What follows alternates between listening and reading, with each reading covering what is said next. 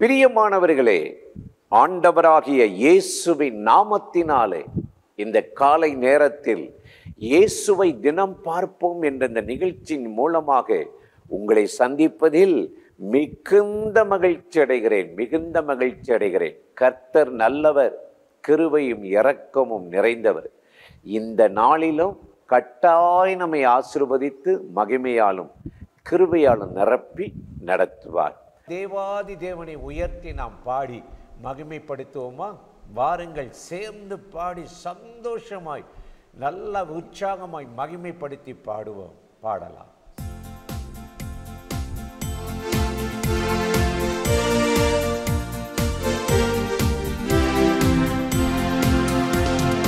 கண்மலையானவரே, என்னை காக்கும் தெய்வம் நீரே.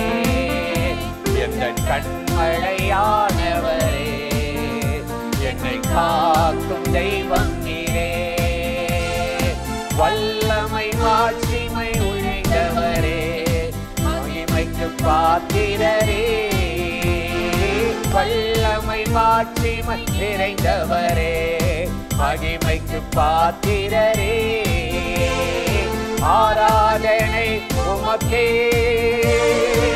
ஆராதனை உமக்கே, ஆராதனை உமக்கே, ஆராதனை உமக்கே, ஆராதனை உமக்கே, ஆராதனை உமக்கே, ஆராதனை உமக்கே, எங்கள் ஆராதனை உமக்கே.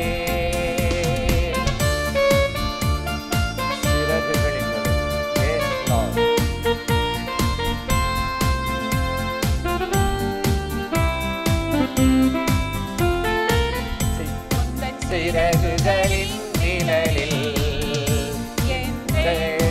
மகிழச் செய்தி, உந்தன் சிறகுகளில் நிழலில் என்றென்றும் மகிழச் செய்தி. தூயவரே என் துணையாளரே, துதிக்கு பாத்திரரே. தூயவரே என் துணையாளரே, துதிக்கு பாத்திரரே. ஆராதனை உமக்கே, ஆராதனை உமக்கே, ஆராதனை உமக்கே, ஆராதனை உமக்கே, ஆராதனை உமக்கே,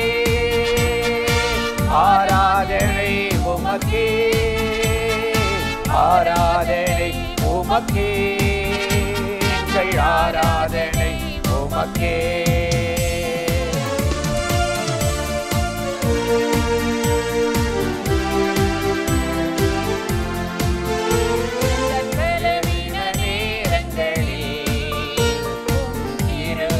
தந்தீரையா, எந்தன் பலவீன நேரங்களில் உந்தன் கிருபை தந்தீரையா.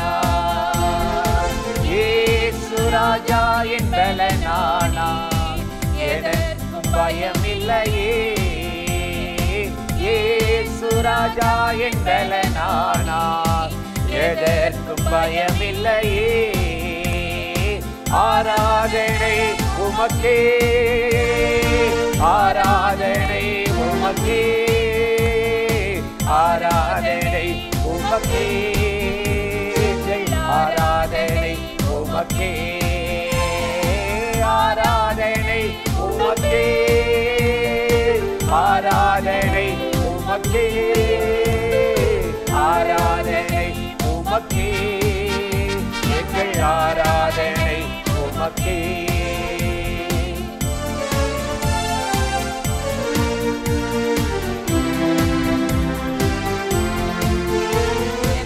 உயிருள்ள நாட்களெல்லாம் உம்மை புகழ்ந்து பாடிடுவே. எந்தன் உயிருள்ள நாட்களெல்லாம் உம்மை புகழ்ந்து பாடிடுவே. ராஜா நீ செய்த நன்மைகளை எண்ணிய துதித்திடுவே. ராஜா நீ செய்த நன்மைகளை எண்ணிய துதித்திடுவே. ஆராதனை உமக்கே, ஆராதனை உமக்கே, ஆராதனை உமக்கே, எங்கள் ஆராதனை உமக்கே, ஆராதனை உமக்கே, ஆராதனை உமக்கே, ஆராதனை உமக்கே, ஆராதனை உமக்கே, ஆராதனை உமக்கே, ஆராதனை உமக்கே, ஆராதனை உமக்கே, ஆராதனை உமக்கே. இன்றும் கூட ஒரு வசனத்தை நான் உங்களுக்கு சொல்லி சில ஆலோசனைகள் சொல்லி ஜெபிப்பது நல்லது என்று உணர்ந்தேன். சங்கீதம் 42:5 தாவீது சொல்லுகிறார், என் ஆத்துமாவே ஏன் கலங்குகிறாய், ஏன் தேங்குகிறாய், தேவன் மேல் நம்பிக்கை வை, உன் முகம் மலரச் செய்வார் என்று சொல்லுகிறதை நாம் பார்க்கிறோம். எவ்வளோ ஒரு அருமையான வார்த்தையில் ஒரு கலக்கமோ ஒரு போராட்டமோ பிரச்சனையோ வந்தால் நம்ம மனம் துவண்டு போயிடும், கலங்கிரும், பயந்துரும், ஜெபிக்க முடியாது, சோர்ந்து போகும். யாராவது என்னை ஏன் இப்படி இருக்குன்னு கேட்க மாட்டாங்களா, என்ன ஆச்சுன்னு விசாரிக்க மாட்டாங்களான்ட்டு அப்படியே நம்ம மற்றவங்களுடைய ஆறுதலை தேடி அலைவோம். ஆனால் தாவீதுக்கு எவ்வளவோ போராட்டம் பிரச்சனை பாடுகள் வந்தபோது அவனை விசாரிக்க தேற்ற அந்த காட்டுக்குள்ள யாருமே இல்லை, தன்னையே அவன் தேற்றிக் கொள்ளுகிறான். இயேசு சொல்றாருல்ல, வைத்தியனே உன்னையே குணமாக்கிக்கொள் அப்படின்னு லூக்கா 4:23. நீ ஏன் வைத்தியம், உனக்கு ட்ரீட்மெண்ட் நீயே எடுத்துக்க அப்படின்றார். அப்போ அதே போல தன் ஆத்துமாவை பார்த்து அவனே தேற்றிக்கிறான். ஏன் கலங்குற, ஏன் தேங்குகிற, தேவன் மேல் நம்பிக்கை வை, உன் முகம் மலரச் செய்வார் என்று அவனே தன்னை கொந்தளிக்கிற கோபப்படுகிற டென்ஷனான அந்த ஆத்துமாவை தேற்றி தைரியப்படுத்தி கொண்டான். எனக்கு அருமையானவர்களே, அதனால தேவையில்லாத பிரச்சனையில் போராட்டத்தில் கலக்கத்தில் தடுமாறாதீங்க. யாரும் இல்லை, எனக்கு ஒருத்தர் இல்லை, நான் அனாதை திக்கச்சவன், கர்த்தர் இருக்கிறார், உங்க உள்ளத்துக்குள் இருக்கிறார். உள்ளான மனுஷனை அவர் பலப்படுத்த முடியும். இயேசு சொன்னார், மார்த்தாளே மார்த்தாளே, பற்பல காரியங்களை குறித்து நீ தேவையில்லாமல் கலங்கிக்கிட்டு இருக்கிற. பற்பல காரியங்கள், 1-2 இல்லை, தேவையில்லாம கலங்குற. எதுக்கு எல்லாத்தையும் இழுத்து போட்டுட்டு இருக்கிற? ஆண்டவர் அந்த மார்த்தால கடிந்து கொண்டாராம். இன்னைக்கு நம்ம என்ன செய்யணும்? கலக்கமில்லாத ஒரு வாழ்க்கை நடத்தத்தான் ஆண்டவர் நம்மளை ரட்சித்து இரத்தத்தினால கழுவி பரிசுத்தாவியை கொடுத்திருக்கிறார். அப்போ இந்த கலக்கம் ஏன் வருதுன்றது நமக்கு தெரியணும். அது எதனால வரும்னு நம்ம ரொம்ப பேர் தெரியறதில்லை. 1 சாமுவேல் 16 14-15 கலக்கம் ஏன் வருதுன்னு சொல்லுது. கர்த்தருடைய ஆவி சவுலை விட்டு நீங்கினபடியால் கர்த்தரால் விடப்பட்ட ஒரு பொல்லாத ஆவி சவுலை கலங்க பண்ணி கொண்டிருந்ததா. பொல்லாத ஆவி எந்த ஒரு மனுஷனை அட்டாக் பண்ணுதோ தாக்குதோ அவனை அந்த ஆவி கலங்க பண்ணும்.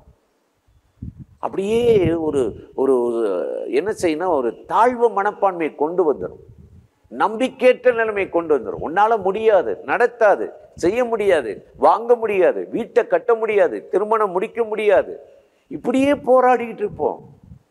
கலங்க பண்ற ஆவி அப்படியே நம்மளை கலக்கப்படுத்தி தூங்க முடியாம, ஜெபிக்க முடியாம, சாப்பிட முடியாம, யாரோடையும் சந்தோஷமா இருக்க முடியாம கலங்க பண்ணிட்டே இருப்பான்.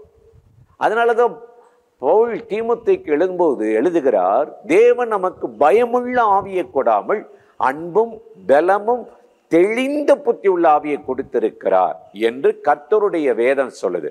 ஆகவே இன்னைக்கு வருகிற கலக்கங்கள், போராட்ட பிரச்சனைக்கு அநேக காரியங்கள் ஒன்று இந்த கலங்க பண்ணுகிற ஆவி. தேவனால் விடப்பட்ட இந்த ஆத்துமா வெறுமையா இருக்கும்போது, தேவனுக்கு பிரியமில்லாமல் வாழும்போது, ஆண்டவர் பரிசுத்தாவியை நம்மளை விட்டு அப்புறப்படுத்திட்டாருன்னு வைங்க, இந்த கலங்க பண்ற ஆவி சவுல அலகழிச்சு கடைசியில தற்கொலை பண்ண வச்சிருச்சு. ஈட்டியில் அவனே விழுந்து செத்து போயிட்டான். அடுத்து நம்ம கலக்கம் இல்லாமல் ஏன் கலங்குறோன்னா, நீங்கள் வேதத்தை வாசித்து பார்த்தீங்கன்னா சங்கீதம் 30:7 சொல்லுது, கர்த்தாவே உம்முடைய தயவினால் என்னுடைய பர்வதம் மலை போல் நிற்க செய்தி. உம்முடைய தயவினால் மலை போல பர்வதம் போல நீ நிற்க செய்து உம்முடைய முகத்தை மறைத்த போது கலங்கி போனேன். கர்த்தருடைய முகம் மறைக்கப்படுது. ஜெபம் பண்ணும்போது பிரசன்னத்தை உணர முடியல, வேத வார்த்தையை வாசிக்க முடியல, நம்பிக்கை வரல, ஜெபம் போராட்டமா இருக்குது. ஏன்? கர்த்தருடைய முகம் மறைக்கப்படுது. ஏசாயா 59:2 சொல்லுகிறது. என்ன சொல்லுது தெரியுமா? உங்கள் பாவங்களை அக்கிரமங்களை உங்களுக்கும் தேவனுக்கும் ஒரு பிரிவினையை ஏற்படுத்தி அவருடைய முகத்தை மறைத்து போட்டதா. நம்ம முகத்தை விளக்கிட்டோம், முதுக காட்டிட்டோம், ஜெபம் பண்ண நேரலைன்னு சொல்லிட்டோம், மனம் போன போக்கில் போயிட்டோம், சுயத்தை நம்பணும், திறமையை நம்பணும். இல்லை, நாம் கர்த்தருடைய சமூகத்தை அனுபவிக்கணும். அதுக்குத்தான் ஆண்டவருடைய முகத்தை பார்க்கணும். டெய்லி நம்ம பரிசுத்தாவில நிரம்பணும். இயேசு ஜெபம் பண்ணும்போதெல்லாம் அவருடைய முகம் சூரியனை போல பிரகாசித்ததா. இந்த முகத்தை மறைச்சிட்டாருன்னு வைங்க, நம்ம கலங்கி போயிடுவோம். அப்ப இந்த கலக்கம் இல்லாத ஒரு வாழ்க்கை நடத்தத்தான் இயேசு இந்த பூமியில என்னை தேடுங்கள் பிழைப்பீர்கள்னாரு. 34ஆம் சங்கீதம் 5 சொல்லப்பட்டு இருக்கிறது. அவர்கள் அவரை நோக்கி பார்த்தார்கள், அவர்கள் முகங்கள் வெட்கப்பட்டு போகவே இல்லை, பிரகாசித்ததா.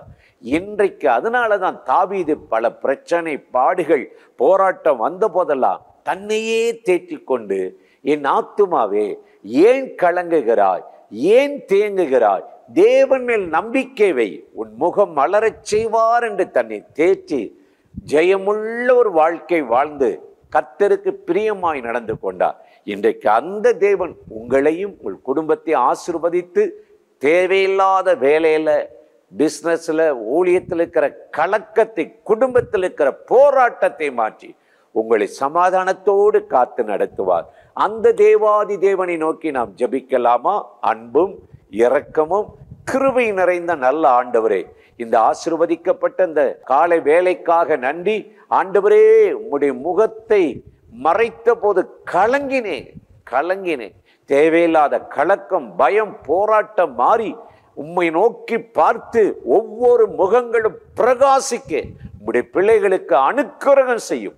இந்த நாளில் அவர்கள் எதிர்பார்க்கிற காரியத்தில் ஒரு ஜெயத்தை தாரும், அற்புதங்களை செய்யும், தடைகளை நீக்கி போடும். கர்த்தருடைய கரம் உம்முடைய பிள்ளைகளை மேலே வானத்திலும் கீழே பூமியில் ஆசீர்வாதத்தால் நிரப்பி அற்புதமாய் நடத்தட்டும். இயேசுவின் நாமத்தில் வேண்டிக் கொள்ளுகிறோம் எங்கள் உயிருள்ள நல்ல பிதாவே. ஆமேன், ஆமேன். தொடர்ந்து இந்த நிகழ்ச்சியை நீங்களும் பார்க்கணும், மற்றவங்களுக்கு அறிமுகப்படுத்துங்கள்.